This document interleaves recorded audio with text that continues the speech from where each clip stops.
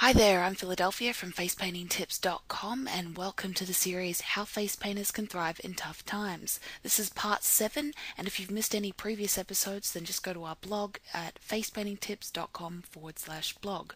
Okay, in today's episode we are going to cover 7 ways to promote your face painting business offline. Alright, let's get into it. Number 1 is business cards. Now, every big face painter that I've talked to has said business cards is one of the most effective ways to promote yourself. So whether I've been talking to Mark Reed or Heather Banks or Yolanda Bartram, they've all said the same thing. Definitely have your own business cards. And the good thing is they're inexpensive yet extremely effective.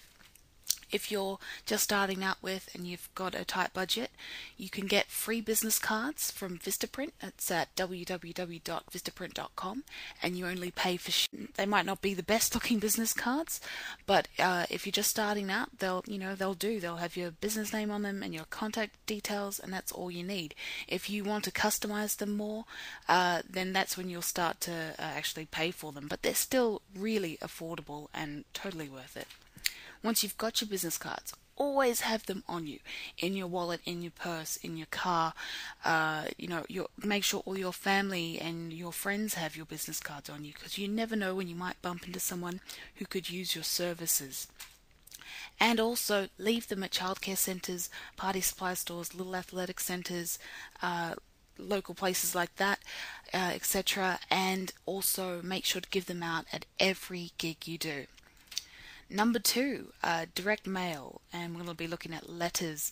And again, another very effective form of marketing, and it's easy to produce by yourself. It's easy to type up a Word doc, and it's also inexpensive to send out. The cool thing is you get a lot of space on your A4 pages, so you can put more photos and really sell yourself and get into detail about your services, your experience, and why they should hire you. Customize your letters to the market that you're targeting. Okay, the more personal you are, the better the response you'll get. So try to make it as personal as possible. You might want to write up one letter first and then sort of change it slightly for each different target market that you send it out to. Make it bright and colorful, but not too busy so that people can't read the important things that are on it, like your contact details. And then send them out to each target market. Might be restaurants, hotels, sports clubs, etc., etc. Number 3 is using postcards. I really like this option. It's less expensive than formal mailings, but can be just as effective. Now, your advertising is not sealed in an envelope with a postcard, so everybody who handles it gets to see it, so you get a lot more exposure that way. Of course, put photos of your face paint designs on them and make sure your logo is on there as well, because you got to remember about branding. And again, like with the letters, make it bright and colorful but not too busy. You want people to be able to read it easily. Make sure that they can scan it easily and see what you want them to see. Okay, and then again, then send them out to each target market that you choose. Of course, keep track of who you're sending it to, what you're sending. Keep track of what works and what isn't. Number 4, advertisements in publications. Okay, only advertise in publications that appeal to your target market. So some good markets that will appeal for face painting are parenting magazines, school newsletters, local newspapers in the right section, of course. And buy previous issues of the publication you're thinking of advertising, so you have an idea of what it's going to look like, and so that you can create an ad that will stand out. And personalize your ad for each different publication. That's very important. Also, again, keep track of how many phone calls you received from each ad to work out which ones are working and which ones are not. Therefore, you can stop the ads that aren't working and not waste your money on that, but then put more money into the ones that are working. Okay, number 5, cold calling. This may not work for everyone, and some people aren't big fans of it, but it can be very effective. if you prepare what you're going to say. This is really important. Have everything at your fingertips so that if they ask any questions, you have like all your prices and all your packages and everything in front of you. Also, you might want to just rehearse what you're going to say before you call them up as well, so you can be ready for anything. Personalize your offer depending on the person you're calling. Okay, so if you're calling up a restaurant, you might have a different package as opposed to if you're calling up a sports club. Now, always focus the conversation on how they will benefit by hiring you. People don't really care that you're trying to start a face painting business or that you've won these competitions and awards. They don't really care about that. They only care about what's in it for them. Okay, so you need to focus the conversation on how much they will enjoy your service, how much they will benefit from it, how it will create long-lasting memories, that sort of stuff. You want to focus it on how they will benefit. Also, use the telephone to follow up on any potential clients that you've already sent a letter or a postcard to.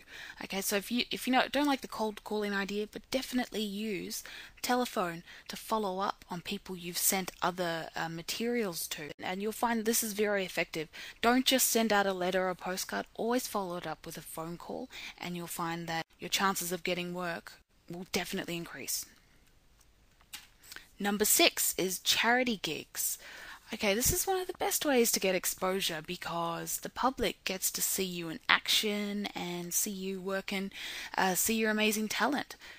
So, leave your business cards and maybe flyers if you've got them out on your table and give them to anyone who's interested in hiring a face painter. And also, this is so important, talk to the parent of every child that you paint. Tell them that you're available for birthday parties. Tell them that you're available for special occasions. Give them a business card if they're interested. Make sure that everybody you paint gets a business card and has the opportunity to contact you for more gigs.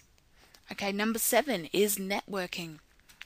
Alright, this is so important, and you need to stop seeing other face painters in your area as competition, if that's how you see them. We're all better off if we work together. Okay, so get together with other local face painters for jams, that sort of thing, and exchange contact information. Okay, so when they get a gig that they can't do, they can give it to you, and vice versa. Also, when there's a big gig available, you don't have to turn it down. You can take it on with the help of other face painters. So if there aren't any jams going on, make the effort to put one on yourself. Okay, get some face painters together and have a jam. It's so beneficial, and it's also a great way to make friends in this sometimes lonely job and learn more about face painting products and techniques, and of course the business side of things. It's definitely one of the most effective ways that you can get more work offline, is just by having a good network of friends who do the same thing and can refer work to you. Okay, that brings us to the end of this episode. Thank you so much for watching. Again, please take what you've learned in the series and apply it as soon as you can. Also, stay tuned for part 8, where we will be discussing the 7 biggest mistakes face painters make when marketing their services and how to avoid them. That will be coming up next week, as well as the launch of How to Start a Face Painting Business, our new training manual package. This package is huge. I've been working on it for months. It will teach you which face painting supplies to get, how to write a business plan, how to register your business name, everything you need to know about liability insurance, the many more ways you can successfully advertise your business, how to train and hire other face painters. You'll get business forms, templates so that you don't have to do any of the boring paperwork from scratch. You can just use our templates. There are promotional material samples to give you ideas for your own promotional materials. You'll learn what to look out for in an entertainment agent and how to make them work for you. I'll even share with you how a New Jersey mum started her own profitable face painting business and how you can too, and much, much more. So stay tuned for that. It's going to be launched on Thursday the 29th of January 2009. So stay tuned to the series to find out more about that and to your inboxes. Okay guys, I'll see you on the next episode.